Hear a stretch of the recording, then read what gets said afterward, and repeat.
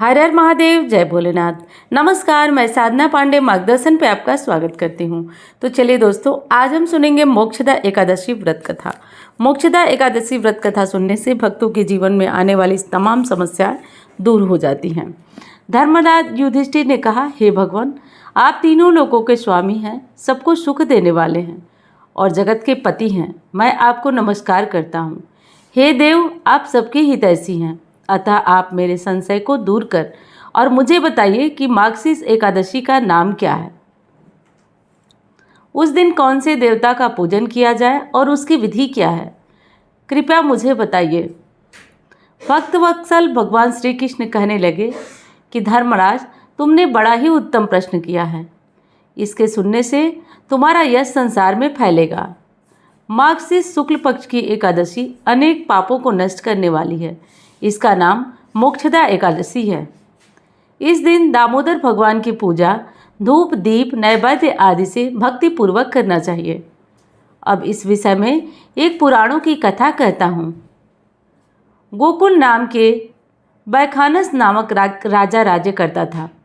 उसके राज्य में चारों वेदों के ज्ञाता ब्राह्मण रहते थे।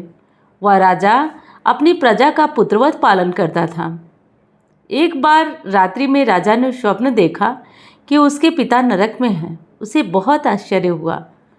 प्रातः वह विद्वान ब्राह्मणों के पास गया और अपना स्वप्न कह सुनाया। उसने कहा, मैंने अपने पिता को नरक में कष्ट उठाते देखा है। उन्होंने मुझसे कहा कि हे पुत्र, मैं नरक में पड़ा हूँ, यहाँ से तुम मुझे मुक्त कराओ।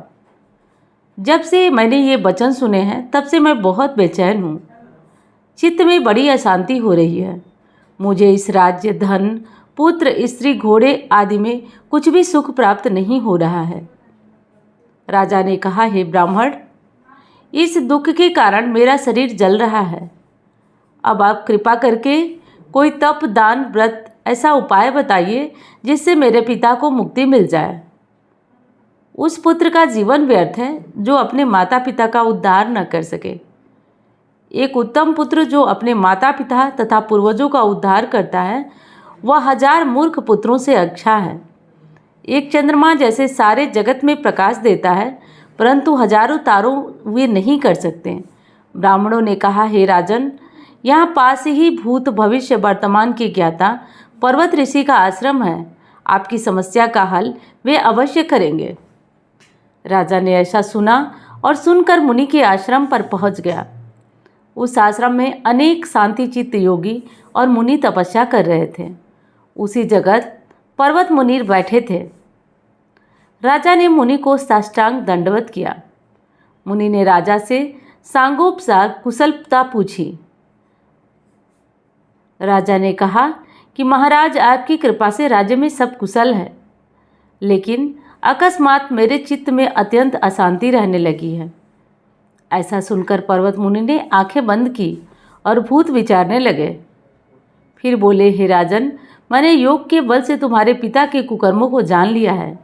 उन्होंने पूर्व जन्म में कामातुर होकर एक पत्नी को रति दी, किंतु शौच के कारण दूसरे पत्नी को ऋतुदान मांगने पर भी नहीं दिया। उसी पाप कर्म के कारण तुम्हारे पिता को नरक में जाना पड़ा है। तब राजा ने कहा, इसका कोई उपाय बताइए। मुनि बोले, हे राजन, आप मार्गशीर्ष एकादशी का उपवास करें और उस उपवास के पुण्य को अपने पिता को संकल्प कर दें। इसके प्रभाव से आपके पिता की अवश्य नरक से मुक्ति हो सकेगी। मुनि के ये वचन सुनकर राजा महल में आए और मुनि के कहने के अनुसार कुटुंब सहित मोक्षदा एकादशी का व्रत किया। इसके उपवास का पुण्य अपने पिता को अर्पण कर दिया। इसके प्रभाव से पिता को मुक्ति मिल गई और स्वर्ग में जाते हुए वे पुत्र से कहने लगे, हे पुत्र, तेरा कल्याण हो। यह कहकर स्वर्ग चले गए। मार्गशीर्ष मास के शुक्ल पक्ष की मोक्षदा एकादशी का व्रत जो करते हैं, उनके समस्त पाप नष्ट हो जाते हैं। इस व्रत से बढ़कर मोक्ष देने वाला कोई और व्रत नहीं है। इस कथा को पढ़ने सुनने से वाजपेय यज्ञ का फल मिलता है। यह व्रत मोक्ष देने वाला तथा चिंतामणि के समान सब कामनाएं पूरा करने वाला है। तो एकादशी व्रत कथा संपूर्ण हुई। एकादशी के दिन पितरों के निमित्त 5 दीपक अवश्य जलाना चाहिए।